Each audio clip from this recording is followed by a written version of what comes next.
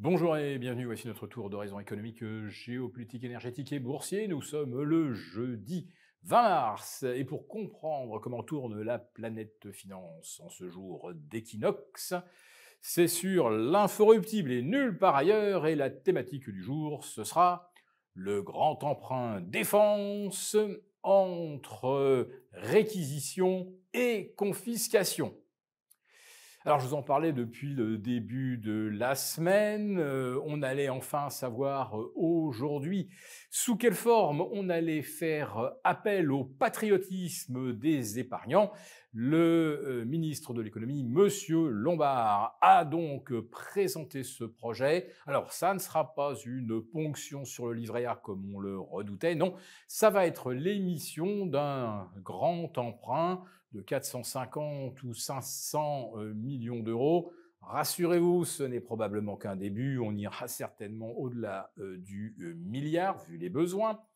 Et donc, cet emprunt se présente sous la forme d'une émission obligataire, mais où les fonds vont se trouver bloqués 5 ans.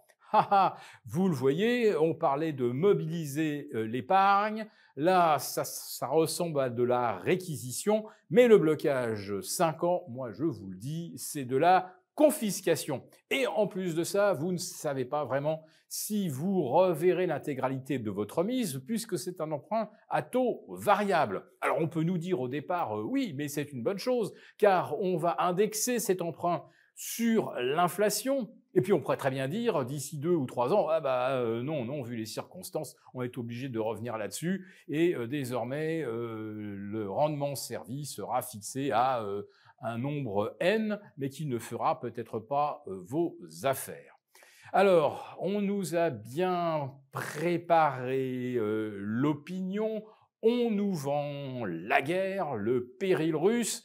Je vais vous dire, moi, le seul péril qui nous menace directement, c'est au mois de juin. Non, pas les chars russes qui rentrent à Berlin, hein. C'est une agence ou 2 agences de notation qui se mettent à nous dégrader. Et du coup, eh bien là, ça sera pas l'attaque des Russes, ça sera l'attaque des marchés contre notre dette. Et c'est sûr que là, on ne rigolera pas. Alors d'ici le mois de juin, il peut se passer encore pas mal de choses. Alors si en Allemagne, le chancelier Merz, qui tient des discours complètement délirants sur la guerre avec la Russie qui a déjà commencé, arrive à convaincre les Allemands qu'il faut mettre 100, 200 milliards dans la défense, ce qui va évidemment relancer l'activité industrielle, ça, il n'y a pas de doute. Donc si les Allemands acceptent ça, c'est-à-dire de mettre 200 milliards sur la table d'argent qui n'existe pas, qu'on va donc imprimer, ce que l'Allemagne s'interdisait depuis la chute du mur de Berlin en 1990, donc si les Allemands acceptent, ça veut dire que les Allemands, eux aussi, se mettent à se vautrer dans la croissance à crédit. Bon, la France, nous, on se vautre dans le crédit, mais on n'obtient pas de croissance. Mais c'est tout à fait différent. C'est parce que nous, on distribue de l'argent aux obligés du système. En Allemagne, donc, il faudra faire des appels au marché. Ça risque donc effectivement de peser sur les taux à la hausse. Mais les emprunts allemands vont avoir une autre conséquence. Les créanciers, au fond, à qui vont-ils vouloir ou préférer prêter? Alors, je vous parle bien sûr des créanciers, fonds souverains, saoudiens, émiratis, singapouriens, norvégiens, etc. Entre une émission allemande et une émission française, la question se pose, mais elle sera vite répondue. Évidemment, si la France ne se décide toujours pas à faire des économies, à tailler dans les dépenses inutiles, le millefeuille administratif, ces agences, 1200 agences qui nous coûtent 60 milliards par an, tant qu'on ne fait pas d'efforts, on ne convaincra pas nos créanciers que nous sommes un emprunteur très fiable. Alors oui, la réponse est toujours la même. Pour les rassurer, on augmente la taxe sur les billets d'avion, on augmente les taxes un petit peu à la sournoise sur des choses qui nous échappent, et puis surtout, on réduit évidemment les prestations sociales. Alors ça, par contre, ça fait plaisir à Bruxelles, naturellement, parce que ça fait déjà 25 ans qu'on nous demande de revenir sur notre économie redistributive. Sauf que, je pense que si on faisait un sondage,